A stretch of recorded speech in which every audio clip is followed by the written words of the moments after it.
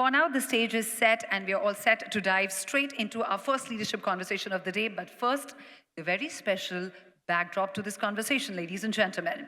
Now, India's rise is no longer a question of potential, but of pace. Becoming the world's third largest economy is now widely seen as a matter of when, not if. Let's have the backdrop, please.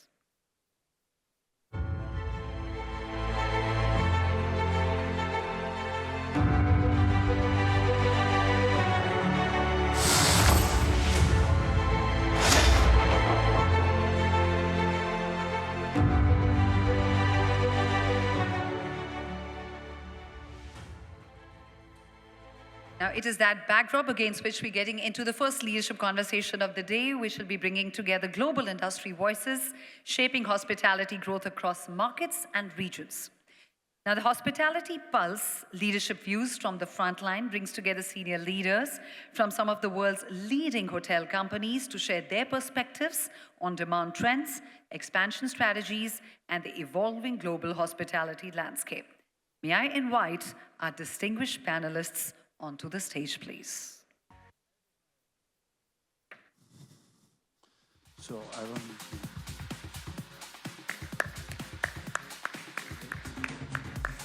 We have a great lineup of speakers to begin with, ladies and gentlemen. Let's welcome them with a bigger round of applause, please. And with that, over to you, Mr. Lamba. Where is everybody gone?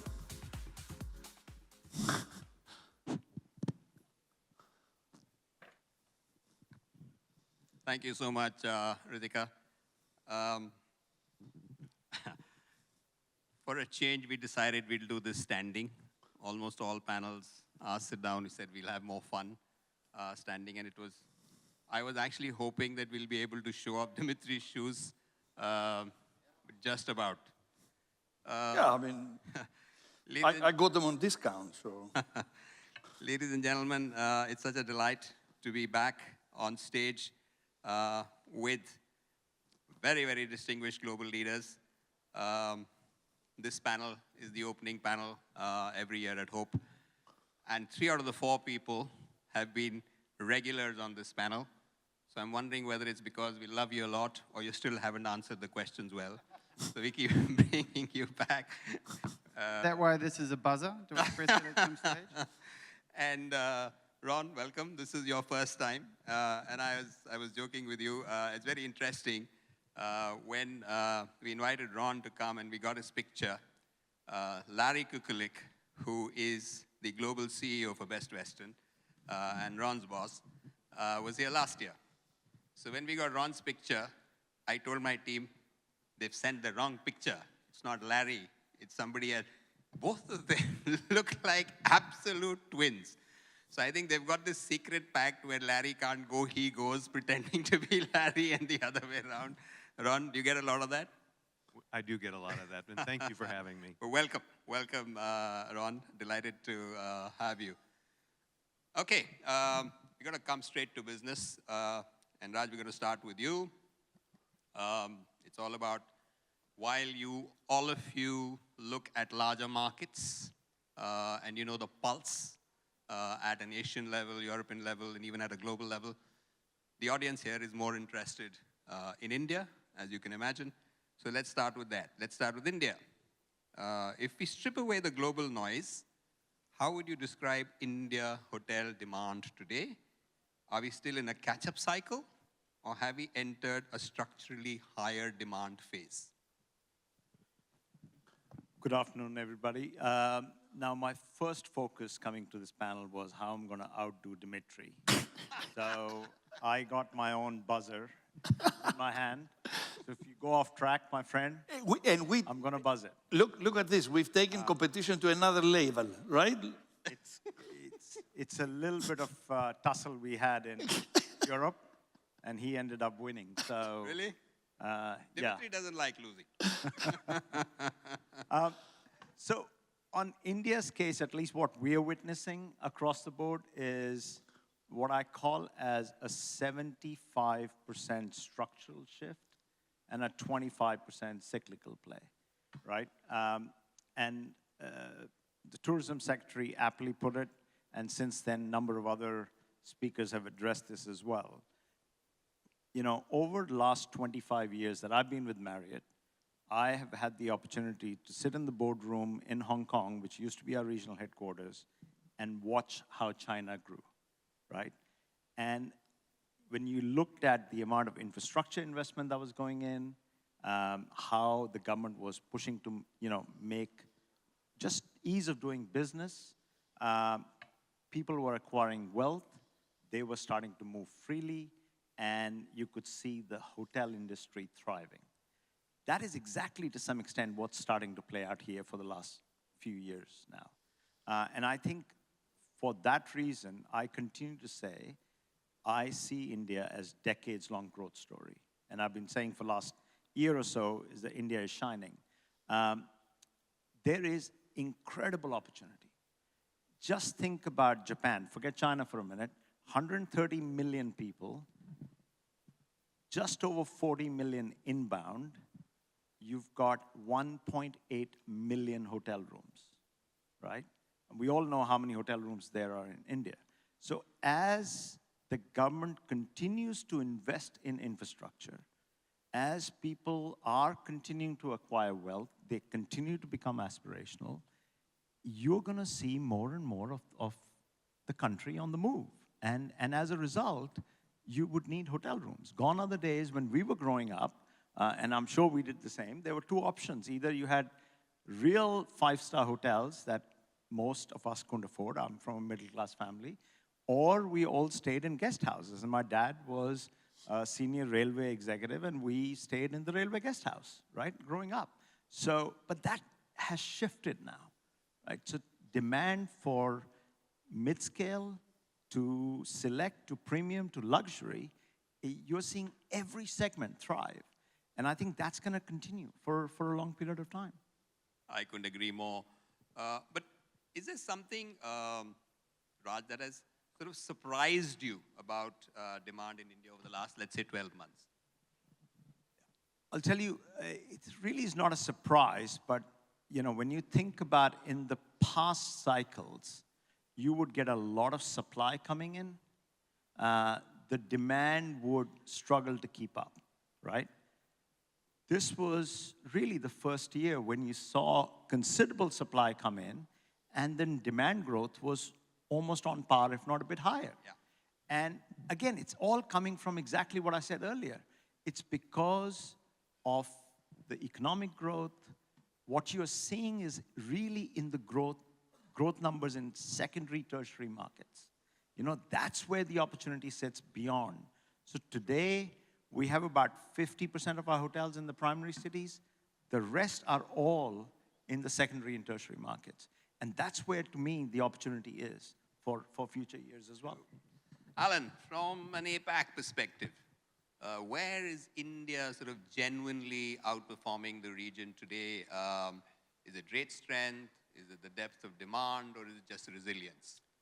I would say if it wasn't for the geopolitical issues last year, India would be the top performing market at the top of its cycle. It's only India and Japan, sort of the darlings of the industry today. But as Raj quite rightly puts it, you need three things for the hotel industry to survive: strong GDP growth, a demand and supply characteristic that's in your favor, and strong infrastructure. And so the sustainable India piece, particularly for this room, we shouldn't be on this stage trying to convince each other that the time for India is now. Your comments about India having a movement, not a moment, ring true. This room should be focused at an industry level, and I thought the Secretary did a wonderful job talking about this, on how do we work better as an industry for structural reform, ease of doing business to facilitate what's clearly coming. And that means as AI gets more efficient, what role do we play in employment opportunities? From my perspective, there's no debate that India becomes the third largest lodging market in the world. But if you look at the demographics of the population, and it has the advantage of a captured and young population, the demographics of the population are like an aircraft. There's very few in first class. There's a more significant but still smaller portion of business, but the majority of the market sits in economy and mid-scale. And if we look at our hotel supply today, particularly in the branded sector, there is an enormous base of the pyramid where not only can we deploy our brands for great owner returns, that we can lift the entire segment and rebrand hospitality as an employer of choice for the next generation coming through those hotel skills. And it's that conversation that we need to ensure that in great forums like this, that we get together and have. So in a pointed answer to your question, it has today's performance of Japan, but it has a massive competitive advantage of a captured market and population base. That means while Japan is doing well today, it will inevitably be cyclic in a way that I don't think India will in the near term. Absolutely. Dimitri, from an EMEA perspective, and if you look at India, what looks familiar and what doesn't look familiar to you, and what feels completely different? The food doesn't look familiar. Everything else does. I mean, both of my colleagues spoke about Japan. The difference with what you see in other markets, for example, in Japan, you sell more adult diapers than baby diapers. That is a fact of life. There are more adult diapers sold in Japan than baby diapers. Here, what did the secretary said? 60% of the population is between the age of below the age of 35.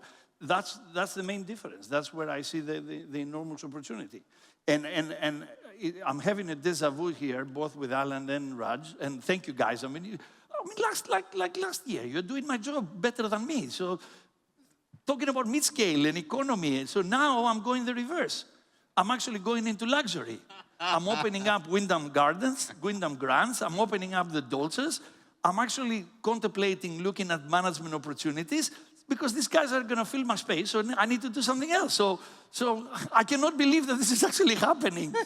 So I'm extremely excited. I mean, India, I mean, Raj said it. You can start from a 50-room economy over to a JW Marriott or a Waldorf Astoria, or it's an amazing market, and it's room for everybody. The only thing, and I have to say to all of you here, I mean, India has been great to us, right?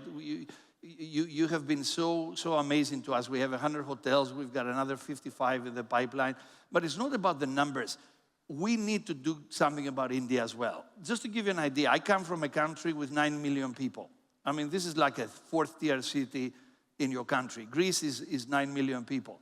We have 35 million tourists every year in 9 months of the year. So, you know, Mr. Secretary, that is your real opportunity. Greece, with 9 million people, in 9 months of the year, gets 35 million tourists. Between Turkey, Greece, we get 80 million tourists per year in that little part of the Aegean Sea and the Mediterranean. That's where the real opportunity for India exists. So for us, I mean, if you look at these guys, right? 200 million members, now I'm gonna do your job. 220 million members, 180 million members, 120 million members. Can we get more people to India? That's what I think is the huge opportunity for all of us.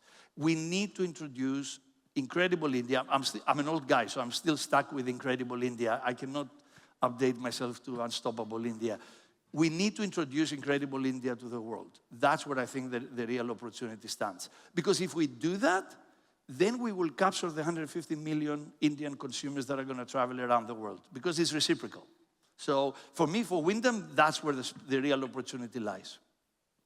True, and you know, I think while domestic demand keeps on growing, and all of us know about that, but Honorable Secretary said in the morning today that the global tourist spends 6x of the domestic There you traveler, go.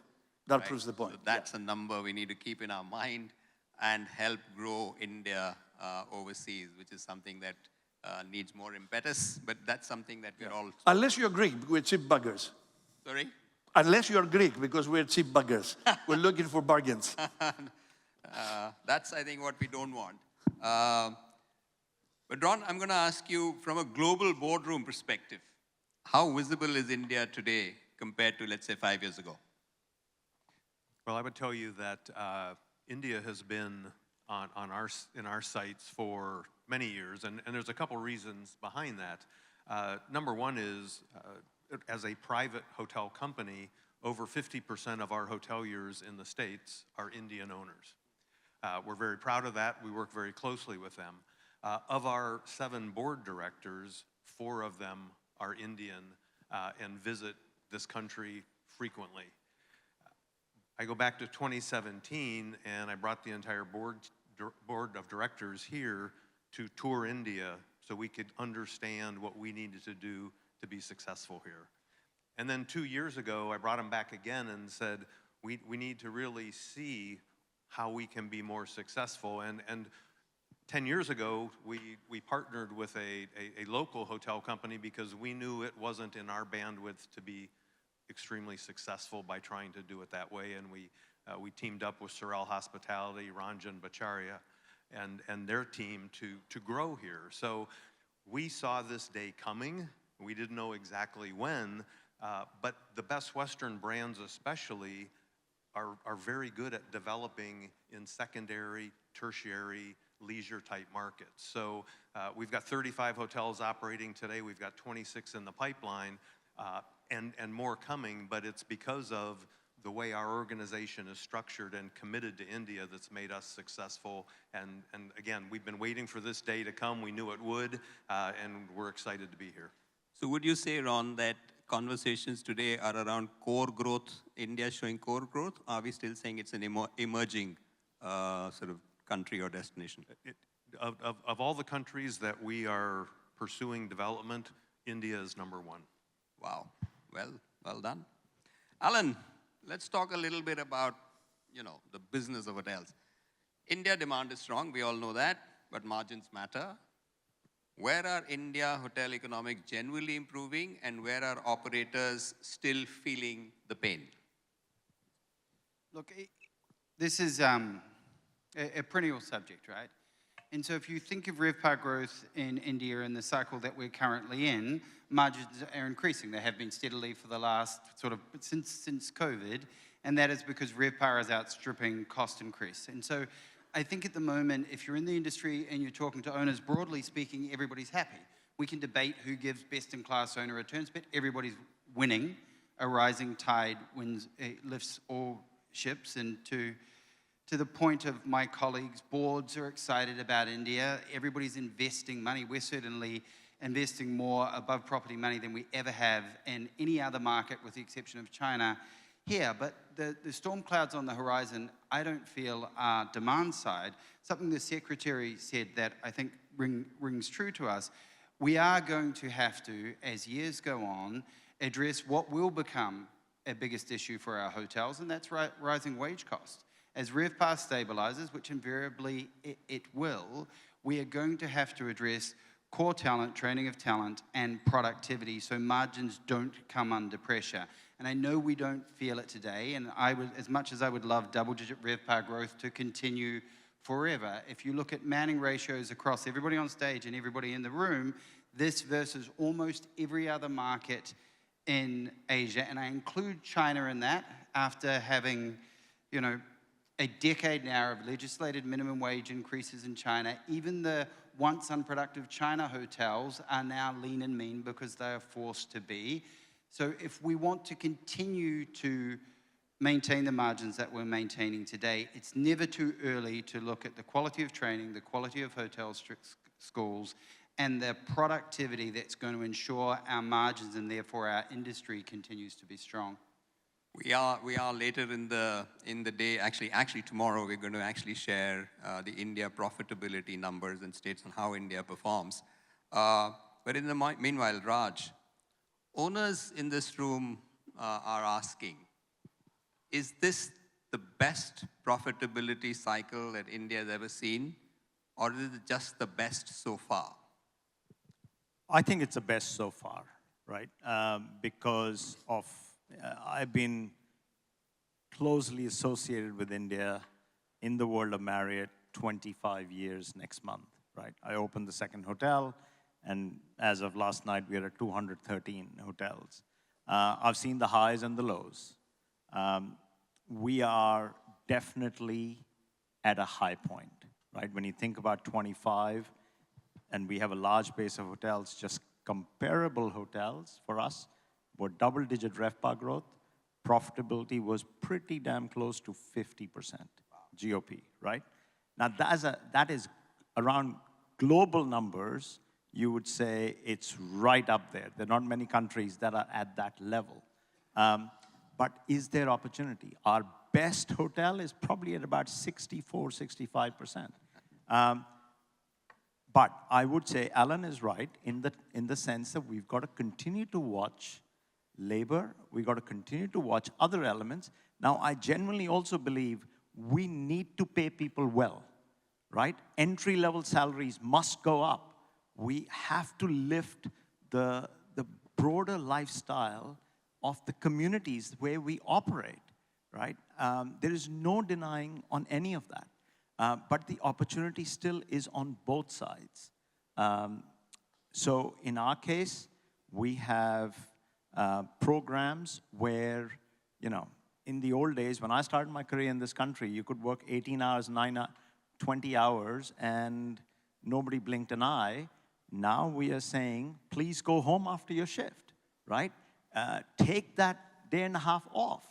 And we want to have minimum wage. But one of the things that we did coming out of COVID as a learning was to shift gears a little bit, right? And make sure what we learned during COVID, we didn't lose out coming in this hysteria that we are in now. And that's kind of paying a little benefit, right? So as I look around the world, and I just did this analysis because I happened to present it to Marriott board a couple of weeks ago, Asia, in broad cases, we are still better off. Our payroll margins are about 150 basis points lower today than they were in 2019. It's because the teams have done a better job on productivity overall. So can we continue to stay focused? AI, you know, is a huge opportunity in front of us, right? We can continue to grow profit and give people much better lifestyle and pay, and still be sustainable. Which is something I think the industry must seriously look at. It's an element that gets discussed every time we talk about our sector. Entry-level salaries must improve. We have taken our management cadre and the senior management salaries to really market, but we still are struggling at the entry level. Dimitri, in Europe, cost pressures sort of feel structural. In India, are we underestimating long-term cost pressures? Yeah, I mean, it's like I always said, right? I live in London, and the only thing when you do in London, when you see a sunny day, you carry an umbrella, because you know that eventually at some point in the day it's going to rain. So it's the same with everything in life, right? I mean, I was so impressed by all the numbers that I heard, but you always have to remember you need to carry that umbrella, because something, somewhere, at some point, might go wrong. And I think it is our job, all of us, as leaders, to make sure, you know, I heard the duty of care, just to do the right thing for our teams. What if something goes wrong? And what is that? That could be energy, it could be, you know, cost. I don't care, control the controllables. I don't know about geopolitical. What can I do? You know, you wake up in the morning and something happened in Mexico, and the whole Mexican tourism industry goes into dire straits. Who expected that, right? So that's something we cannot control, but we can control costs. We can control how technology can actually help us bounce back if something happens. And I don't think, you know, the whole story about, oh, Europe is different than India, whatever. I don't think it is. Because when I grew up in the hospitality, and that was a long time ago, I had hair there by my friend, just to let you know. You couldn't be a GM if you were not Swiss, German, French, or UK, or English. True. Now, 50% are Indians. So that means that what happens in Europe is not Europe's fault, because you guys are running most of our hotels.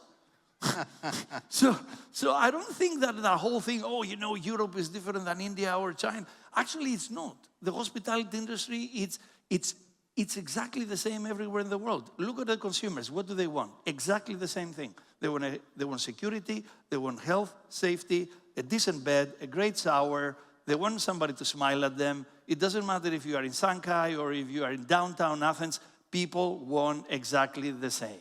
So all that comparison, oh, Europe, Asia. Yes, there are differences, but I wouldn't put it to the extent that it's actually changing the perspective of hospitality. Hospitality is global. Tourism or travel is a human right. The moment we realize that, we're all on the same page.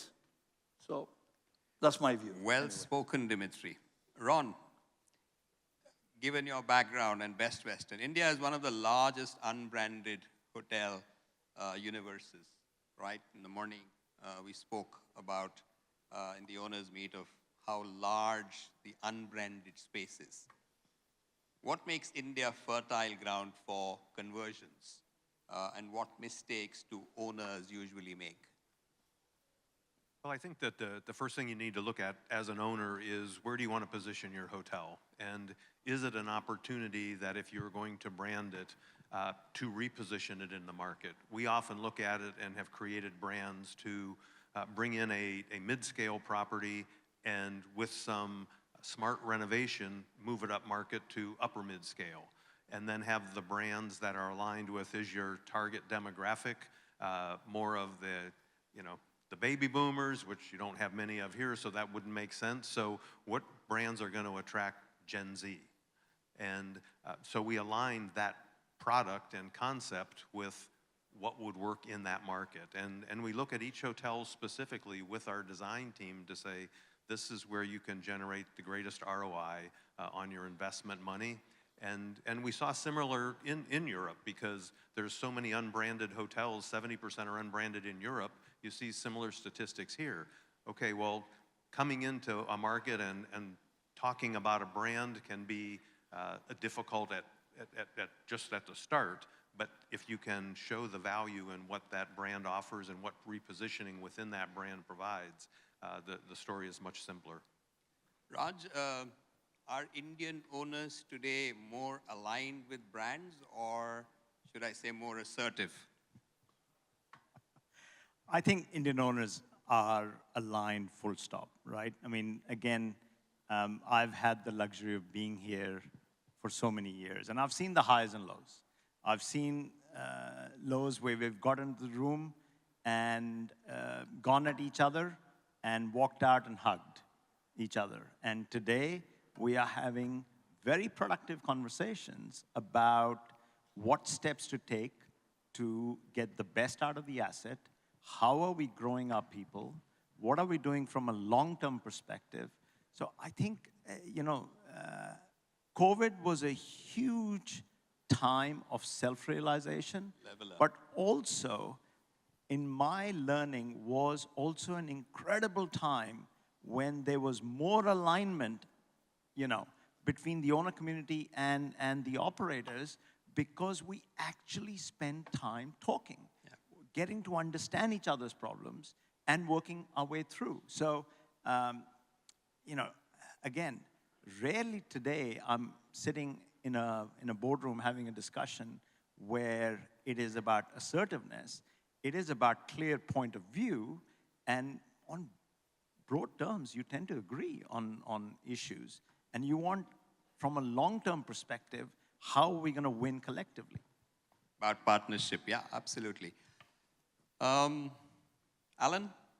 what single shift will most change how hotels in India are built or operated over the next 3 to 5 years?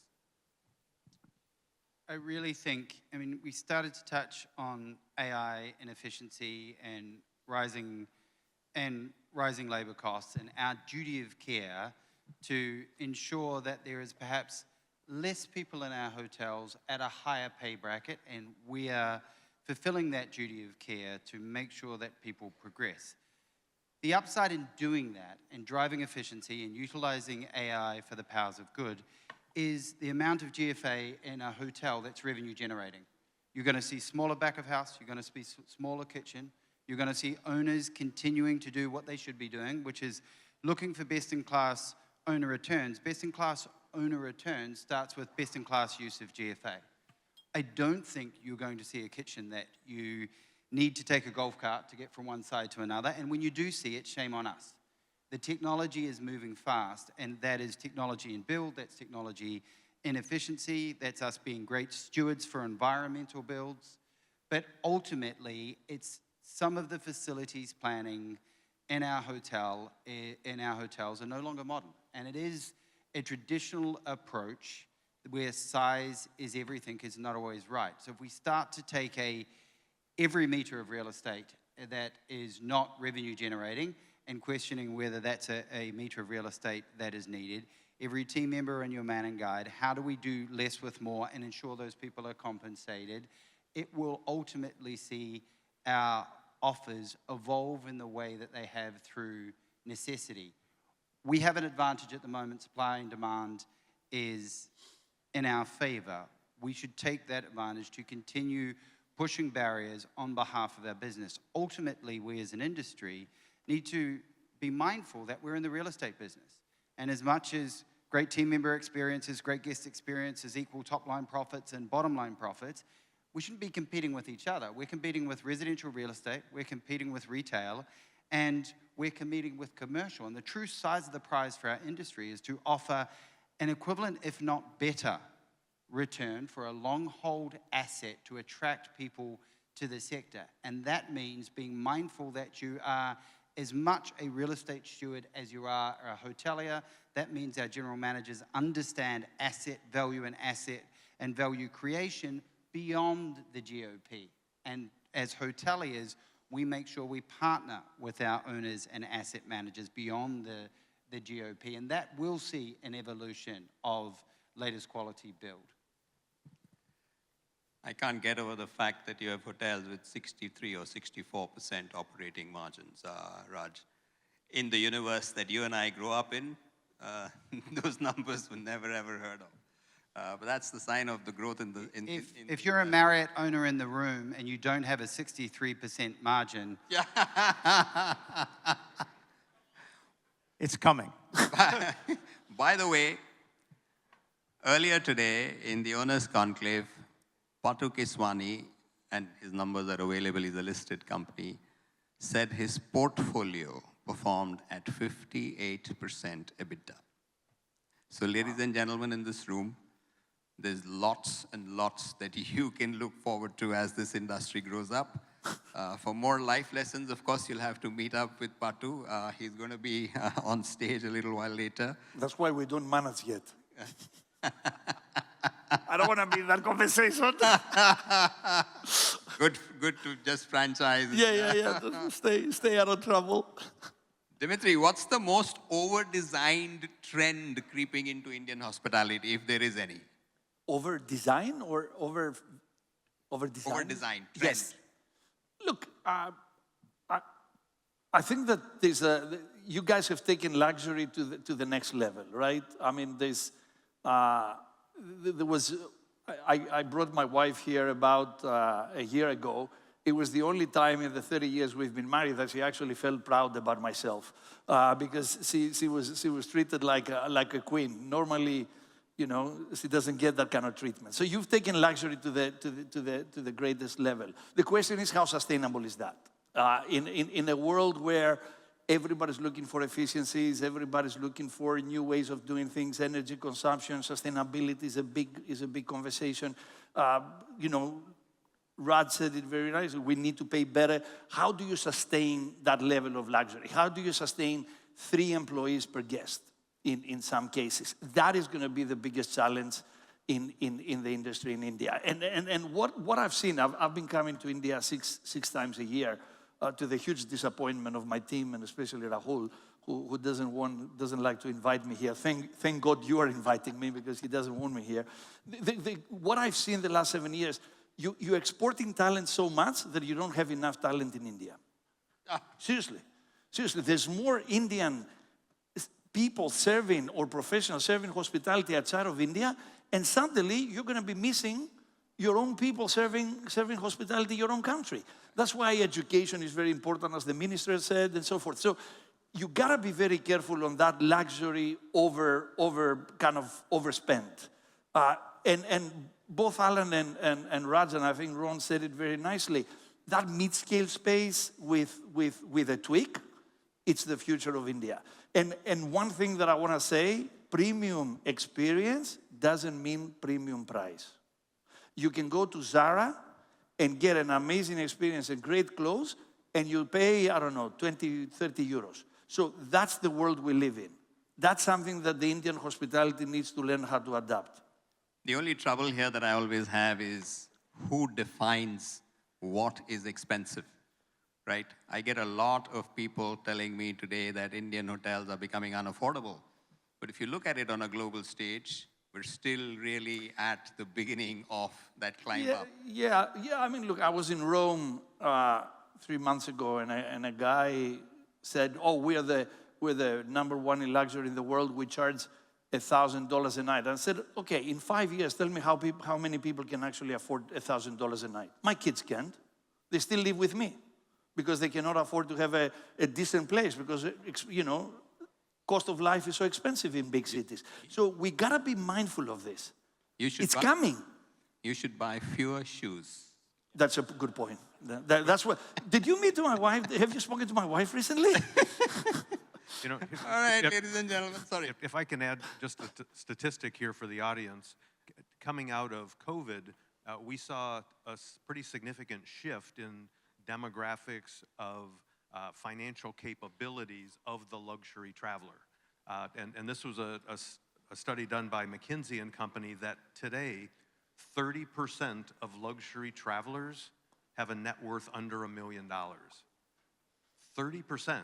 So think about that. They are not going to use all of your facilities all of the time. They will be selective in what they're going to use while they're at a luxury or upper upscale hotel, and they're going to visit the local areas for other experiences. So as we look at hotels to join our WorldHotels, our luxury brand, it's how do we create the experience that is important, but isn't necessarily $1,000 a night, because they're not going to, not the entire population is going to spend that. Correct. And while we're going to move to the last part of it, I do believe, and this is a personal choice, that Indian luxury, and I'm saying luxury at the absolute top end, is world-class, and I hope we don't start putting AI into that and changing that. There's the rest of all the segments where we can do that, but the luxury should sort of remain where it is. We're going to end this with a sort of a rapid-fire round. Quickly, couple of words or a sentence. We'll start with you, Ron. One India opportunity you're most bullish on. I would say the country itself. Okay, the growth that you're seeing. One India risk that genuinely worries you, Raj. You know, complacency, because we've been through such cycles before. And everybody gets crazy bullish, and to what Dimitris said, you know, people start to overbuild, and obviously the other thing I really would love to see more of is public-private partnership, where there is a huge opportunity. Absolutely. Yep.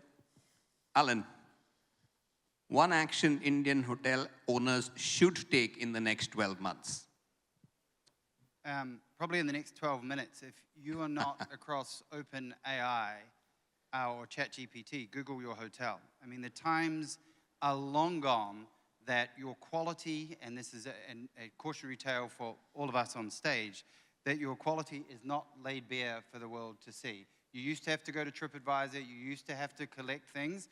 In 3 seconds on ChatGPT, your last renovation, the quality, the size of your TV is laid bare. And one of the things that we need to be mindful of is that India, particularly in luxury, but at all segments, has to have a quality hallmark. Let's not get too excited in the rush to growth and ruin our, what is to date, an upstanding reputation. Correct. Okay, last word to you, Dimitri, as always. If we meet again at Hope 2028, which I'm sure we will, what headline about India hospitality would you want to read, and what headline would you not want to read? The thing that I don't want to read is what the hell happened?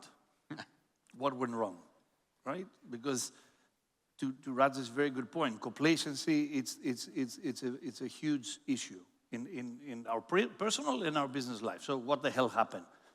And what I want to read is the other way. It's happening, or it's still happening, because I can tell you there's amazing numbers, but they're still out there jealousy is an interesting human vice. There's a lot of people who are jealous of what India is becoming. First of all, never compare yourselves with China again. You have your own story, so forget about China. Park China, China is happening, it's 20 years, whatever.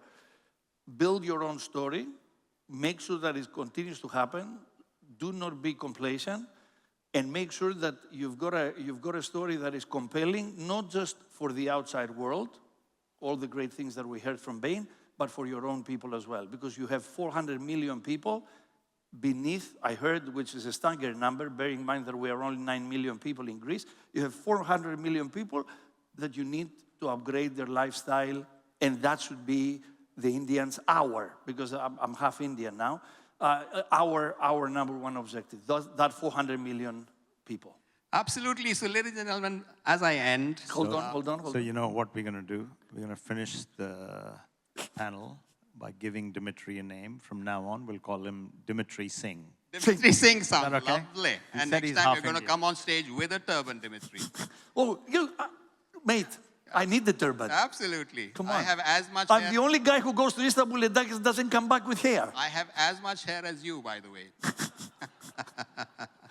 But just before we end, you know, the story on India for the last 25 years that I've been sort of doing this is the analogy that I give is like the student in school who every time when the parent-teacher meeting happens, the teacher says, very good student, great potential, can do better. Yeah. Right? That's been India's story for the last 25 years. I hope this is that inflection point where when we meet again and parent-teacher meeting, the teacher says, great student, he's really, really delivered. Ladies and gentlemen, thank you very much for being a great audience. All the lovely leaders, thank you very much.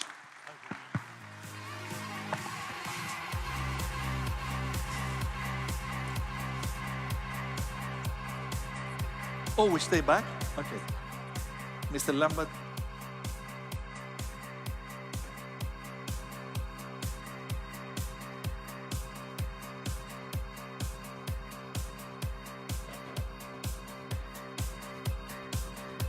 What a fantastic session to open Hope 2026 with. Ladies and gentlemen, let's see them off with a bigger round of applause.